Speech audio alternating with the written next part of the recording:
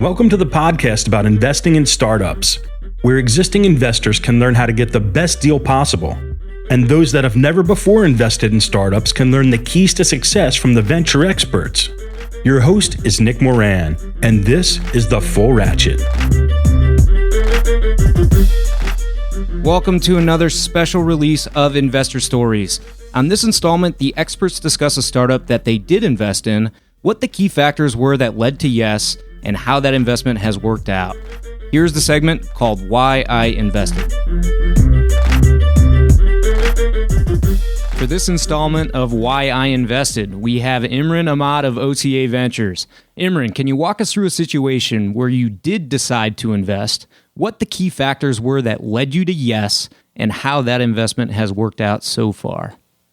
Sure. So I'm going to talk about one of our early stage seed companies that we invested in called Pangea Payments. So Pangea is a company here based out in Chicago. It's focused on the global remittance marketplace. So right away, global remittance, huge market. And that's really what you look for first and foremost outside the management team when you evaluate a business is the market a big market? And Pangea has a unique approach in that it's focused on the 27% of the American population that is either unbanked or underbanked. Mm-hmm. So there are a lot of people in need of these services that are forced to flock towards Western Union and MoneyGram, which are charging an arm and a leg, have very distinct brick and mortar presences. And Pangea has created a software system that essentially disrupts that. They're leveraging the prepayment debit lines that are used at most stores. So if you go to Walgreens today or if you go to CVS today, you'll always see a gift card rack. They are basically using that prepaid gift card rack to enable transfer of money cross-border to your cousin in Mexico. And they're doing it at small dollar amounts, and they don't have to spend the infrastructure, and they don't have to spend the millions of dollars that it took Western Union and MoneyGram to build out their brick and mortar presences. And they're just leveraging the thousands of retail stores that are already out there that are working with people who only deal in cash. So their software system is a disruptive play. You've got two, maybe five at the very most big entrenched players in that space who are, there's a reason they're called entrenched. They're not moving in the right direction to fit consumers' needs. They've got a little bit of an innovator's dilemma in which they've already spent and invested so much money on building out their brick and mortar presences that they can't afford to disintermediate their own brokers. Their own people doing it. So I think Pangea is a great company. We'll see. It's early stage, but I have a lot of promise for it. They've recruited a phenomenal board of investors and board of directors, including head of payments from Walmart, a board member from Walgreens, one of the initial backers of First Data / MoneyGram. So I think it's going to do fairly well, but we're still in the early stages. On today's special segment, we have David S. Rose. David, can you walk us through a situation where you did decide to invest, what the key factors were that led you to yes, and how that investment has worked out so far? Sure. One of the interesting companies I'm involved with right now is called Social Bicycles, and this is a company in the bike sharing space. I first saw this company when the CEO, Ryan Respecki, presented a tech demo at the New York Tech Meetup, which is the centerpiece for the New York City technology community. It's got 45,000 members, and they meet once a month, or at least as many of them can fit into an auditorium at NYU, and hear about 10 or 12 demos from people, very short demos. And so Ryan presented a sort of a demo, almost a prototype, of a company called Social Bicycles, which was a third-generation bike-sharing system. What you ask is a third-generation bike-sharing system. Well, the first-generation bike-sharing systems were literally bikes that would have a padlock, and you'd lock it up somewhere, and you come get a key and unlock it and then relock it. The second-generation bike-share systems are what you now see in the major cities around the world, in New York and Paris and places like that. These have what are called smart hubs. So the bike automatically locks into a hub. You go up to the hub. You either put in a credit card or you have a special reader key and put it in. You take out the bike and you ride it to another hub, and then you lock it back into the hub where it goes back into the system. Yep. Ours is called Divvy here in Chicago. Yep, absolutely. So that's the second generation bike share system. So Ryan's idea for Sobi, Social Bicycles, was a third generation bike share system, which takes the smarts out of the hub and puts it on the bike itself. So instead of having smart hubs, you have smart bikes.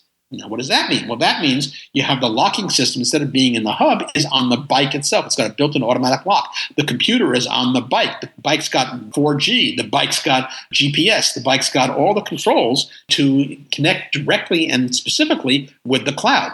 So now you can pull out your Sobi application, find out where the nearest bike is to you, even if it's not in a hub. Say, okay, I want to reserve the bike, and then walk over to the bike and punch in your code and unlock the bike.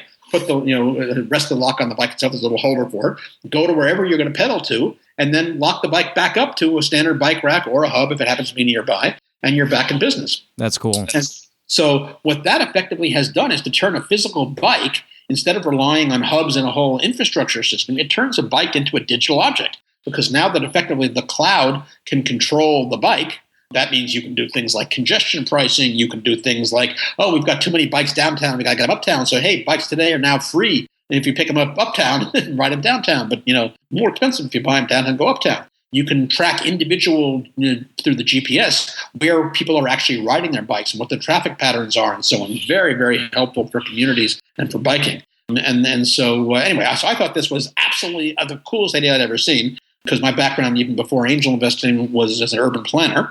And I thought Ryan was very impressive. So I sort of raced downstairs. I was in the balcony, raced downstairs and grabbed him literally as he walked out with the auditorium and said, okay, I've got to invest in this deal. not exactly the way that an angel should be negotiating a deal. But I thought he was appealing, and I thought the idea was brilliant and really leveraged all the stuff I've been doing at Singularity University and elsewhere in terms of a next generation system. At Singularity U, my very first group that I was a mentor for in our first year's program was Get Around, the California car renting company that does the same kind of thing with cars and smartphone apps. And so after looking slightly askance at this crazy guy who just raced down and jumped on top of him, eventually he let me invest. I led the deal. He did it as a New York Angels investment. And they went into production, and then he began to get some traction and began to raise additional cash. He then lucked out into SOS Ventures. This is a really cool venture fund led by Sean O'Sullivan that actually now sponsors a whole lot of accelerator programs around the world. And so SOS Ventures came in with a big chunk of cash. And so the board now consists of the outside directors are me and Brad Higgins from SOS Ventures, who was formerly like CTO of the State Department. I mean, is CFO of the State Department, amazing guy. And then so let's see, they have an angel, they have an angel group, they have a VC, and they went around out their sourcing. So we did another round with Our Crowd, the online platform, primarily out of Israel, but doing some really interesting stuff.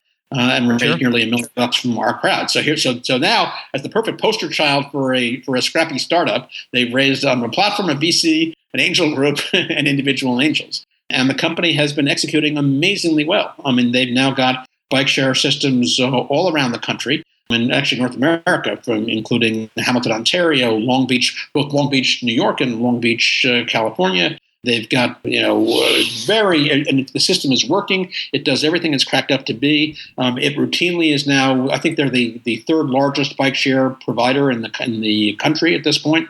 They've built a great team, and it's doing really, really well. So this was a case where it was a great idea, a great entrepreneur. Now, he was a first-time entrepreneur. Ryan had never started a company before.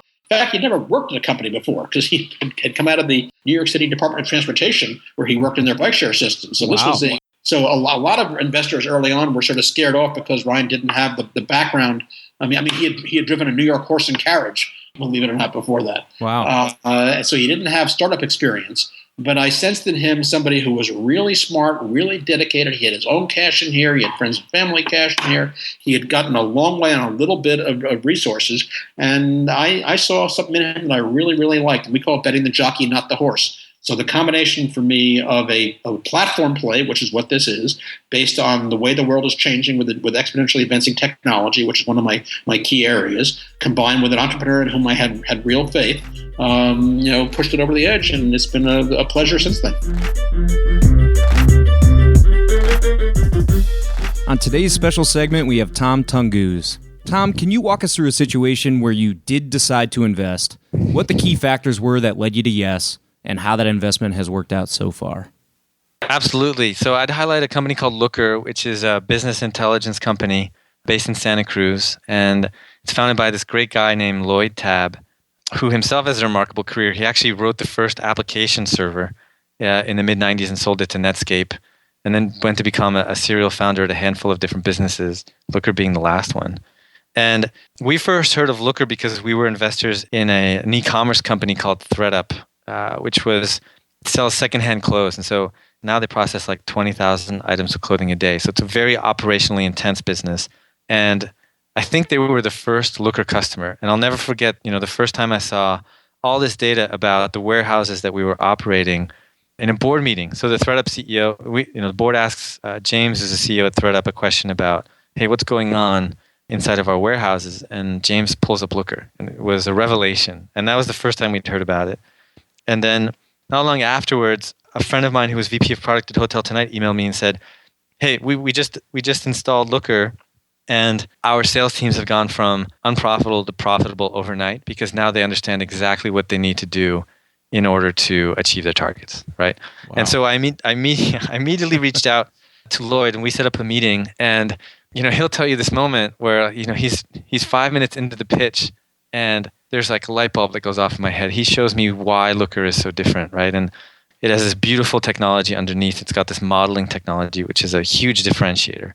And so we had this moment. We were like, boom, we were on the same wavelength. And then, I was like, well, we have to invest in this business because this is the way databases and business intelligence are going. So we did we did as much work as we possibly could. And we heard on the references exactly the same thing, which is we installed Looker. 60 to 80% of the employees in the company use it on a weekly basis, and we couldn't live without it. And so we did everything we could to lead that round, and we were really fortunate to be able to invest in the company. It's amazing how the timing works out on some of these things. The biggest frustration I have is when something like that happens, but it's too late. I'm finding out about it too late, or they just got funding. That's the worst. Those are tough days, You're just like one step behind. Yeah. That will wrap up this installment of Investor Stories. Head over to thefullratchet.net to leave a comment, sign up for the newsletter, or find resources discussed on any of the episodes. Until next time, remember to over-prepare, choose carefully, and invest confidently. Thanks for listening.